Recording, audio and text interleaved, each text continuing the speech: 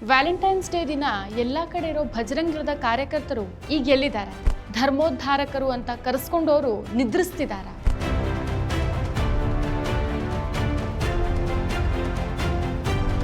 ಹೋಳಿ ಹೆಸರಲ್ಲಿ ಮಹಿಳೆಯರ ಮೇಲೆ ದೌರ್ಜನ್ಯ. ನಮಸ್ಕಾರ, ಈ ದಿನಕ್ಕೆ ಸ್ವಾಗತ. ನಾನು ಶ್ರೀಯಂ ಪವಿತ್ರ. ಭಾರತದಲ್ಲಿ ಹೋಳಿ ಅಂತಂದರೆ ಬಣ್ಣಗಳ ಹಬ್ಬ, ಸಂಭ್ರಮ, ಸ್ನೇಹ, ಉಲ್ಲಾಸ ಮತ್ತು ಪರಸ್ಪರ ಪ್ರೀತಿಯ ಸಂಕೇತವಾಗಿ ಈ ಹಬ್ಬವನ್ನು ಆಚರಿಸಲಾಗುತ್ತೆ. ಆದರೆ ಕಳೆದ ಕೆಲ ವರ್ಷಗಳಿಂದ ಹೋಳಿ ಹಬ್ಬದ ಸಂದರ್ಭದಲ್ಲಿ ನಡೆಯುವಂಥ ಕೆಲವು ಘಟನೆಗಳು ಈ ಹಬ್ಬದ ಅರ್ಥವನ್ನೇ ಪ್ರಶ್ನಿಸುವಂತಾಗಿದೆ.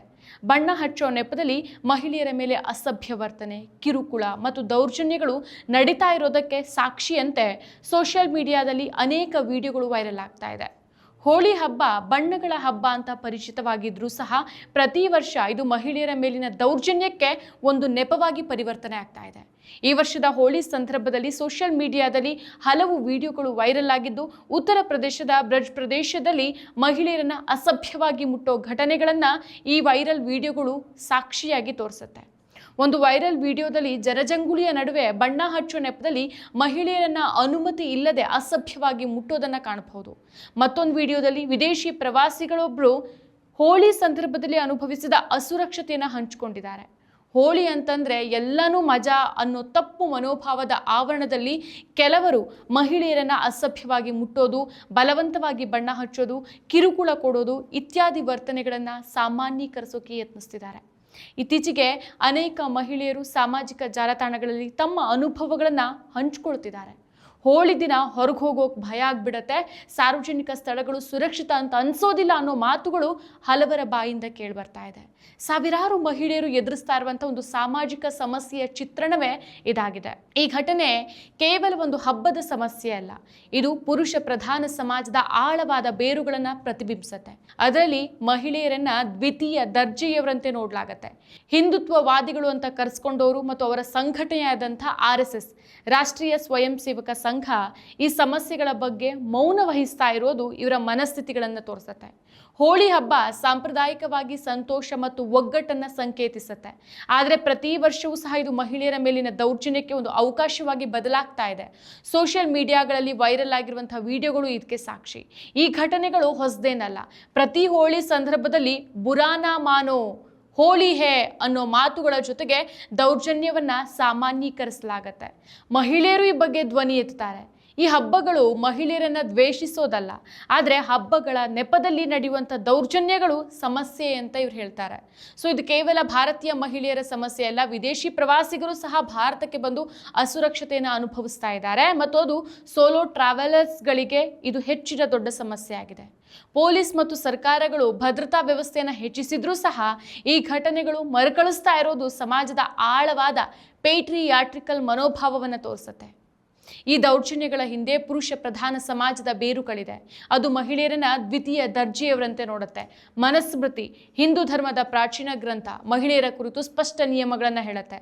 ಇದರ ಪ್ರಕಾರ ಮಹಿಳೆ ತನ್ನ ಜೀವನದುದ್ದಕ್ಕೂ ಪುರುಷನ ನಿಯಂತ್ರಣದಲ್ಲಿರಬೇಕು. ಬಾಲ್ಯದಲ್ಲಿ ತಂದೆ, ಯೌವನದಲ್ಲಿ ಪತಿ ಮತ್ತು ವೃದ್ಧಾಪ್ಯದಲ್ಲಿ ಮಗನ ನಿಯಂತ್ರಣದಲ್ಲಿ. ಮಹಿಳೆಯರನ್ನ ಸ್ವತಂತ್ರರನ್ನಾಗಿ ಮಾಡೋದು ಅಪಾಯಕಾರಿ ಅಂತ ಇದು ಹೇಳುತ್ತೆ. ಸೊ ಮಹಿಳೆಯ ದೇಹದ ಮೇಲೆ ತನಗೆ ಹಕ್ಕಿದೆ ಅನ್ನೋ ವಿಕೃತ ಕಲ್ಪನೆ ಕೆಲವು ಪುರುಷರಲ್ಲಿ ಇನ್ನೂ ಜೀವಂತವಾಗೇ ಇದೆ. ಹಬ್ಬದ ಸಂದರ್ಭದಲ್ಲಿ ಅದು ಮಜಾ ಅಥವಾ ಸಂಪ್ರದಾಯ ಅನ್ನೋ ಹೆಸರಲ್ಲಿ ಹೊರಹೊಮ್ಮತ್ತೆ. ಸೊ ಹಬ್ಬದ ಸಂಭ್ರಮ ಯಾರಿಗಾದ್ರೂ ಅಸಹ್ಯಕರ ಅಥವಾ ಅಪಾಯಕಾರಿ ಅನುಭವವಾಗತ್ತೆ ಅಂತ ಅಂದ್ರೆ ಅದು ಹಬ್ಬದ ಅರ್ಥವನ್ನೇ ಬಿಡುತ್ತೆ. ಹಿಂದುತ್ವವಾದಿಗಳು ಮತ್ತು RSS ಸಂಘಟನೆಗಳು ಮಹಿಳಾ ಹಕ್ಕುಗಳ ಬಗ್ಗೆ ಸೆಲೆಕ್ಟಿವ್ ಆಗಿ ಮಾತಾಡ್ತಾರೆ. ಮುಸ್ಲಿಂ ವ್ಯಕ್ತಿಯಿಂದ ಹಿಂದೂ ಮಹಿಳೆಗೆ ಅವರು ಹಿಂದೂ ಮುಸ್ಲಿಂ ಕೋನವನ್ನು ಹುಡುಕಿ ಆಕ್ರೋಶವನ್ನು ವ್ಯಕ್ತಪಡಿಸ್ತಾರೆ. ಆದರೆ ಹೋಳಿ ಅಂತ ಹಿಂದೂ ಹಬ್ಬಗಳಲ್ಲಿ ನಡೆಯುವಂಥ ದೌರ್ಜನ್ಯಗಳ ಬಗ್ಗೆ ಮೌನ ವಹಿಸ್ತಾರೆ. ಇದು ಯಾಕೆ ಅಂತಂದರೆ ಹಿಂದುತ್ವದಲ್ಲಿ ಮಹಿಳೆಯರನ್ನ ಮುಸ್ಲಿಂ ವಿರುದ್ಧದ ರಾಜಕೀಯ ಉಪಕರಣವಾಗಿ ಉಪಯೋಗಿಸಲಾಗತ್ತೆ. ಆದರೆ ಹಿಂದೂ ಸಮುದಾಯದಲ್ಲಿ ಮಹಿಳಾ ದೌರ್ಜನ್ಯವನ್ನು ನಿರ್ಲಕ್ಷಿಸಲಾಗತ್ತೆ. RSS ಅನ್ನ ಮಹಿಳಾ ವಿರೋಧಿ ಅಂತ ಕ್ರಿಟಿಸೈಸು ಮಾಡಲಾಗತ್ತೆ, ಯಾಕಂದರೆ ಅದು ಪೇಟ್ರಿಯಾಟ್ರಿಕ್ ಮತ್ತು ಮಹಿಳೆಯರನ್ನ ಬೇರೆ ಮಾಡಿಬಿಡತ್ತೆ. ಆದರೆ ಕೆಲವು ಡಿಫೆಂಡರ್ಸ್ಗಳು RSS ಅನ್ನ ಜಾತಿ ಅಥವಾ ಜೆಂಡರ್ ಡಿಸ್ಕ್ರಿಮಿನೇಷನ್ ಇಲ್ಲ ಅಂತ ಹೇಳಿಬಿಡ್ತಾರೆ. ಸಮಾಜದಲ್ಲಿ ಮಹಿಳಾ ಹಕ್ಕುಗಳನ್ನು ನಿರ್ಲಕ್ಷಿಸಲಾಗ್ತಾ ಇದೆ. ಇದು ಮಹಿಳಾ ಎಂಪವರ್ಮೆಂಟನ್ನು ಕೇವಲ ರಾಜಕೀಯ ಉದ್ದೇಶಕ್ಕಾಗಿ ಉಪಯೋಗಿಸುವ ಮಾಸ್ಕ್ ರೀತಿ ಆಗೋಗ್ಬಿಟ್ಟಿದೆ. ಸೊ ಮಹಿಳೆಯರನ್ನ ತನ್ನಿಷ್ಟಕ್ಕೆ ಬಳಸ್ಕೊಳ್ಬಹುದು ಅನ್ನೋ ಕೆಟ್ಟ ಮನೋಭಾವವನ್ನು ಸಮಾಜದಿಂದ ಬೇರೆ ಸಮೇತ ಕಿತ್ತಾಕೋ ತನಕ ಇಂಥ ಸಮಸ್ಯೆಗಳು ಮರುಕಳಿಸ್ತಾನೆ ಇರುತ್ತೆ. ಇನ್ನು ಮತ್ತೊಬ್ಬರನ್ನ ನಾವು ನೆನಪು ಮಾಡ್ಕೊಳ್ಬೇಕು. ಫೆಬ್ರವರಿ 14 ಬಂತು ಅಂದರೆ ಸಾಕು, ಎಲ್ಲೇ ಪ್ರೇಮಿಗಳನ್ನು ಕಂಡ್ರು ಅವರನ್ನು ಅವಮಾನಿಸಿ ಹೊಡೆದು ಅವ್ರಿಗೆ ಚಿತ್ರಹಿಂಸೆ ಕೊಡುವಂಥ ಕೆಲಸವನ್ನ ಭಜರಂಗ ದಳದ ಕಾರ್ಯಕರ್ತರು ಮಾಡ್ಕೊಂಡು ಬಂದಿದ್ದಾರೆ. 18 ವರ್ಷ ದಾಟಿದ ಯುವಕ ಯುವತಿ ತಮ್ಮಿಷ್ಟದವರ ಜೊತೆಗೆ ಮದುವೆಯಾಗುವ ಪ್ರೀತಿಸುವ ಹಕ್ಕನ್ನು ಸಂವಿಧಾನವೇ ಕೊಟ್ಟಿರುವಾಗ ಇವರು ಯಾವ ಊರಿನ ದೊಣ್ಣೆ ನಾಯಕರು ಆ ಪ್ರೀತಿಯನ್ನು ತಡಿಲೇಬೇಕು ಅನ್ನೋ ಉದ್ದೇಶ ಭಜರಂಗ ದಳದ ಕಾರ್ಯಕರ್ತರಲ್ಲಿ ಇದ್ದಿದ್ದೇ ಆದರೆ ಮೊದಲು ಹೋಳಿ ಹೆಸರಲ್ಲಿ ನಡೆಯುವಂಥ ಹಿಂಸೆಗಳನ್ನು ತಡೀರಿ ನೋಡೋಣ. ಮಹಿಳೆಯರನ್ನ ಕಾಮದ ದೃಷ್ಟಿಯಿಂದ ನೋಡುವಂಥ ವಿಕೃತಿಗಳನ್ನು ತಡೀರಿ ನೋಡೋಣ. ಹಬ್ಬಗಳು ಸಂಭ್ರಮದ ಕ್ಷಣಗಳಾಗಿರ್ಬೇಕೇ ವಿನಃ ಕಿರುಕುಳಕ್ಕೆ ಅವಕಾಶಗಳಾಗಬಾರ್ದು. ನಿಜವಾಗ್ಲೂ ಹೋಳಿ ಹಬ್ಬ ಬಣ್ಣಗಳ ಹಬ್ಬ ಆಗಬೇಕಾದ್ರೆ ಮೊದಲಿಗೆ ನಮ್ಮ ಮನಸ್ಸಲ್ಲಿರುವಂಥ ಈ ಕತ್ತಲೆಯನ್ನ ಅಳಿಸಿ ಹಾಕಬೇಕು. ಮತ್ತಷ್ಟು ವಿಶೇಷ ವಿಡಿಯೋಗಳನ್ನು ನೋಡಲು ಮತ್ತು ಹೊಸ ವಿಡಿಯೋಗಳ ಬಗ್ಗೆ ತಿಳಿಯಲು ಈ ದಿನ .com ಯೂಟ್ಯೂಬ್ ಚಾನೆಲ್ ಸಬ್ಸ್ಕ್ರೈಬ್ ಮಾಡಿ ಮತ್ತು ಬೆಲ್ ಐಕಾನ್ ಕ್ಲಿಕ್ ಮಾಡಿ.